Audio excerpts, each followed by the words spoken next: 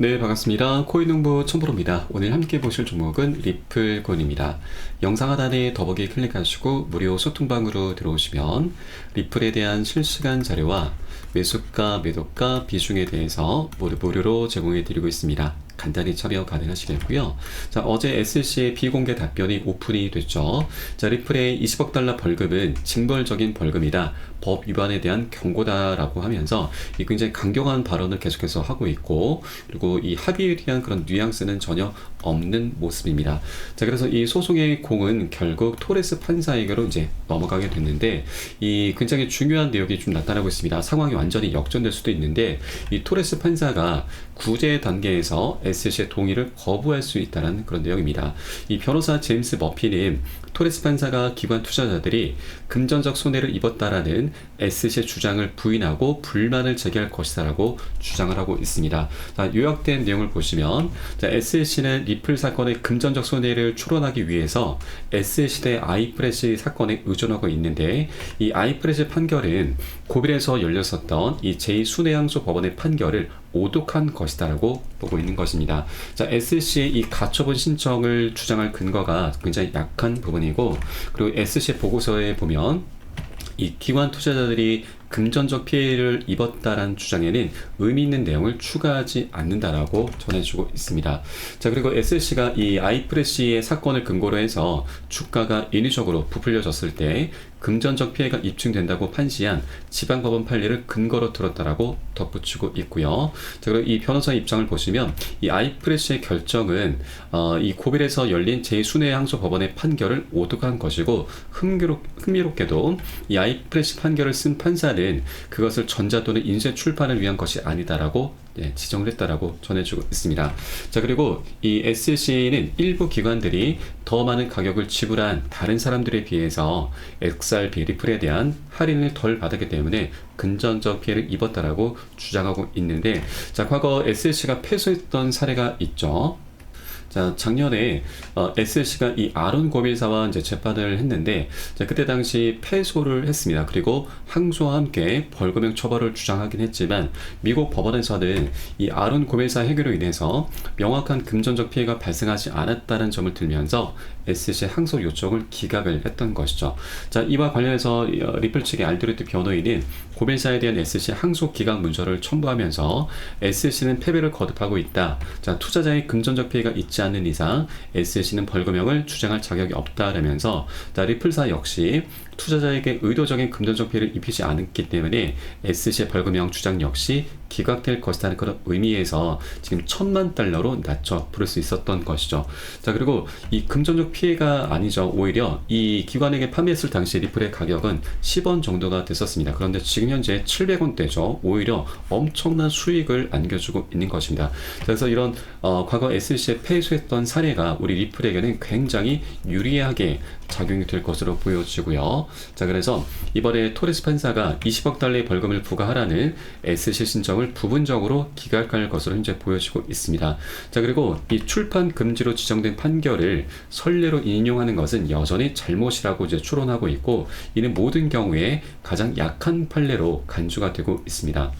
자, 그러면서 이 토레스 판사가 이 아이프레시 이제 추론을 따를 가능성을 배제하진 않고 있는데, 자, 또한 판사는 이 당사자들의 입장에 대한 답변되지 않은 질문을 해결하기 위해서 청문회 일정을 잡을 수도 있다라는 그런 이제 변수도 하나 좀 제시해주고 있습니다. 그래서 일단 이 토레스 판사가 이런 사안에 대해서 충분히 검토를 한 이후에, 자, SC의 이제 그런 주장을 좀 기각하면서 원만히 합의로 이끌어낼 수 있다라는 그런 부분을 우리가 충분히 생각해 볼 수가 있겠습니다. 기대를 해볼 수가 있는 부분이죠. 이제 5월 20일자로 해서, 자, SC와 리플의 모든 서류 제출은 마감이 되고요. 자, 한 달에서 두 달 사이로 해서 최종적인 판결이 이제 나타나게 될 것입니다. 자, 그리고 이번 기회가 어떻게 보면은 리플과 SC 모두에게 정말 좋은 기회이고, 그리고 어떻게 보면 정말 합의할 수 있는 가장 마지막 기회일 수가 있는데, 바로 이 올 11월 달에 미국 대선이 열리죠. 자, 대선 상황 속에서 이제 SC 위원장 게리 겐슬러 같은 경우는 교체가 될 확률이 굉장히 높습니다.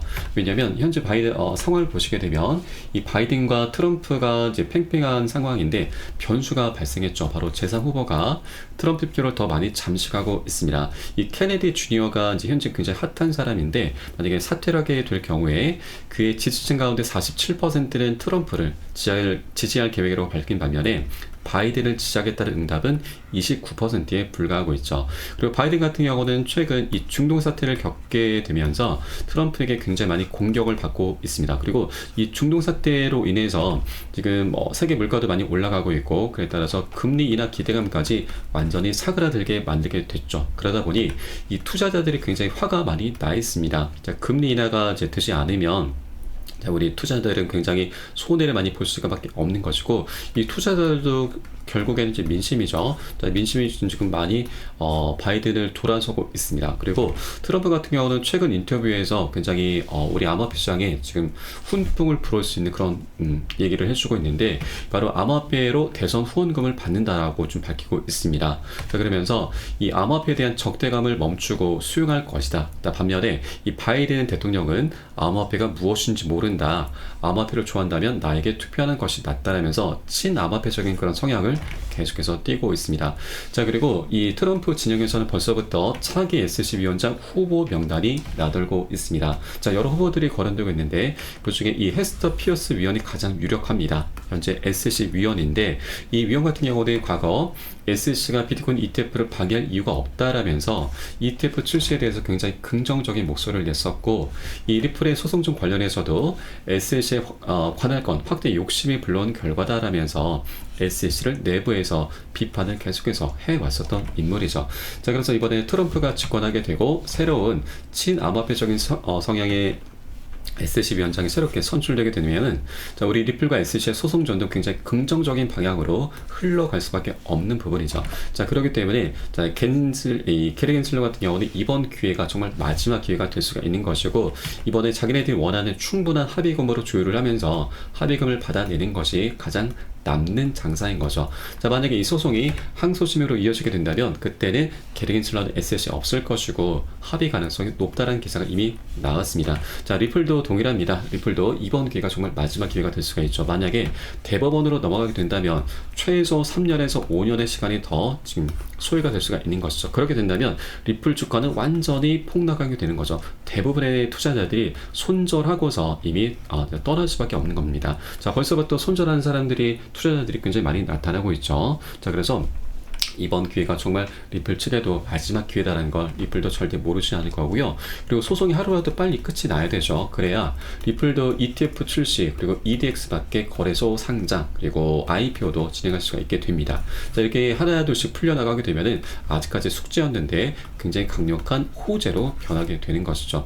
자, 물론 이 합의 과정에서 리플 측에서는 엄청난 출혈이 발생할 수 있습니다. 그러나 ETF 출시와 IPO 등을 진행하게 된다면 엄청난 수익을 거두게 되면서 리플 측도 충분히 남는 장사를 할 수가 있게 되는 것이죠. 자, 이런 분위기 속에서 지금 시장 참여자들, 투자자들의 움직임이 굉장히 활발하게 나타나고 있는데, 이 코인글래스 파생상품 데이터에 따르면 이미 강세 심리의 증가를 관찰하고 있습니다.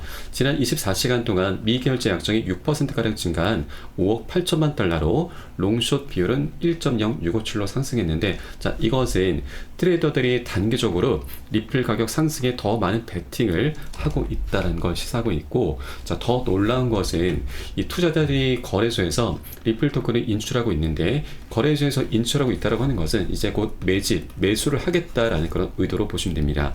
자, 그러면서 이 자체 보관 솔루션에 장기간 보관하기 위한 것일 수가 있는 것이고, 이 투자자들은 4월 6일 이후에 거래소에서 약 4억 7,700만 달러 상당의 리플을 인출을 했습니다. 그리고 지난 4월 12일에는 하루 만에 4,800만 달러 이상의 리플이 거래소에서 빠져나가서 올해 들어 가장 높은 마이너스 순유입을 기록했었던 것이죠. 네, 그리고 최고 애널리스트는 비트코인의 반감기 이후 역사적 패턴을 인용하면서 리플의 목표가를 246달러로 설정을 하고 있고요. 그리고 이 애널리스트 린다 존스는 자, 리플이 상승할 때 뒤를 돌아보지 않을 것이기 때문에 현재 저가가 마지막 매수 기회일 수 있다라고 말을 해주고 있습니다. 자, 현재 리플은 낮은 밸류에이션이 이러한 수준에서 마지막 목격이 될 것이고, 그리고 리플이 예상되는 강세의 견인력을 얻게 되면은 되돌릴 수 없을 것이다라고 주장하고 있는 것이죠. 자, 그리고 인기 트레이더 미키블 크립토는 리플이 곧 흥미로운 상황이 벌어질 것이다라고 분석을 했습니다. 자, 그 근거로는 현재 리플의 RSI 지표가 저항선 돌파가 임박한 것으로 보이고 있고, 그에 따라서 흥미로운 상황이 곧 벌어질 것이다라고 예측하고 있는데, 자, 과거 리플이 엄청난 폭등 흐름이 전개됐을 때도 이렇게 이 RSI 지표가 삼각 수렴 패턴을 만들면서 엄청난 폭등 흐름이 전개됐었고, 지금 현재 그 패턴이 다시 한번 나타나고 있다고 하는 것입니다. 자, 그리고 인기 애널리스트 에가그 크립토는 과거 리플의 가격 움직임을 봤을 때, 자, 리플의 폭발적인 가격 상승을 목전에 두고 있고, 잠재적으로 자, 1달러를 넘어설 수 있다라고 낙관론을 펼치고 있습니다.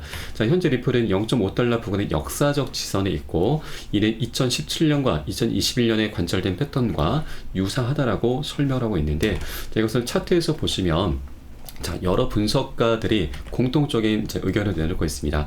바로 2013년과 17년 사이에 이렇게 삼각 수렴 패턴이 나타났었고, 이 고점의 추세가 이제 저항선인데, 저항선을 강력히 돌파하면서 역대급 폭등 흐름이 전개가 됐었습니다. 자, 그런데 이 패턴이 현재 다시 한번 나타나고 있는 것입니다. 자, 이것을 리플의 월봉 차트를 보시면 삼각 수렴 패턴이 보이시죠? 이 삼각 수렴 패턴은 굉장히 중요한 자리입니다. 지금 저점의 추세와 고점의 추세가 현재 만나고 있고, 이 만나는 것은 이제 수렴이라고 하죠. 수렴이라고 하는 것은 에너지가 모이는 자리입니다. 그리고 모이다 보면은 상방이나 하방으로 어떤 방향이든지 폭발하게 되고 명확하게 방향성을 갖게 되는 굉장히 중요한 변곡점인 거죠. 자, 여기에 이제 소송까지 합의로 마무리가 된다 하면, 자, 이런 것들이 시너지를 만들게 되면서 멋진 폭등 흐름이 전개될 수 있다 말씀드리겠습니다. 자, 아까 우리가 여러 가지 살펴보았듯이 최소 1달러에서 뭐 200달러, 400달러, 극단적으로는 1만 달러까지 분석이 나오고 있긴 합니다. 자, 그런데 자, 1달러는 가능하지만 200달러 이 정도 수준은 우리는 정말 비현실적인 부분이죠. 그래서 이런 수치에는 현혹되실 필요는 없다 말씀드리고, 장기적인 관점에서 어떻게 될지 모르겠으나 단기적으로는 절대 있을 수 없는 일입니다. 자, 다만 이런 관점은 이게 우리 리플이 굉장히 중요한 변곡점에 와 있고, 소송도 이제 그 끝을 향해서 나가고 있기 때문에, 자, 이런 것들을 토대로 해서 멋진 방향성이 나타날 수 있는 그런 구간이구나, 이런 정도로만 바라봐 주시면 되겠다 말씀드립니다. 자, 그리고 현재 일봉 차트를 보시게 되면 이 저점의 추세가 쭉 올라가고 있는데, 최근에 몇 차례 계속해서 이탈한 모습이 나타났습니다. 그런데 고래 세력들이 매수세를 강력히 유입을 시키면서 그 추세선 안쪽으로 계속해서 모아가고 있는 모습을 볼 수가 있는 것이죠. 자, 이것은 고래 세력들이 이제 급등 흐름을 준비를 하고 있구나라고 우리가 바라봐 주시면 되겠다 말씀드립니다. 자, 그래서 현재 고점에 물려 계신 분들께서는 평균 단가 낮추신 작업해 주셔야 되고, 기존 홀더분들은 비중을 더욱더 확대해 나가시면서 우리 수익을 극대화할 수 있는 이런 전략적인 기회 구간으로 꼭 삼아 주셔야 된다. 절대 이 기회를 놓쳐서는 안 되신다라는 걸 다시 한번 말씀드립니다. 자, 다만 아직 소송이 끝난 건 아닙니다. 그래서 변동성이 나올 수 있는 그런 장세이기 때문에 절대 기준 없이 들어가시면 안 되시죠. 우리 잘못된 구간에 들어가시게 되면은 손절로 마감하는 정말 우를 범할 수가 있습니다. 그래서 우리 안전한 맥점 자리 찾아서 함께 공략해 들어가실 거고, 이에 따른 매수가, 매도가 비중 관리가 어느 때보다 중요하게 부각이 되고 있습니다. 자, 이 부분은 제가 카톡방 통해서 여러분께 실시간으로 빠르게 공유를 해드리면, 여러분들 이 사인에 따라서 발빠르게 안전하게 매수 매도 진입을 해주시면 되신다 말씀드리겠고요. 위 번호로 010-6531-7908 010-6531-7908 숫자 3번 문자 한 통 넣어주시면 되겠고요. 제가 현재 운영하고 있는 공개 카톡방 링크를 바로 보내드립니다. 100% 무료로 운영이 되고 있고요. 안심하고 들어오셔서 기존에 계신 많은 투자자분들께서 어떻게 매수가, 매도가 비중 관리 받으시면서 수익으로 연결하고 계시는지 지켜만 보셔도 괜찮습니다. 많은 도움 되시고 공부 되실 거다 말씀드리겠고요. 그리고 혹시라도 나는 문자가 좀 어렵다 하시는 분들께서는 영상 하단에 더보기 클릭하시고 무료 소통방 링크 통해서 간단히 참여도 가능하시겠습니다. 자, 고점에 물려있는 종목 있으시다면 제가 순차적으로 개인 무료 상담까지 진행을 해드리고 있으니까 이 부분까지도 모두 활용을 해주시면 좋으실 것 같고요. 자, 그럼 오늘 영상은 여기서 마치도록 하겠습니다. 추후에 좀 더 좋은 소식으로 발빠르게 찾아뵙겠고요. 지금까지 코인농부 첨보였습니다. 감사합니다.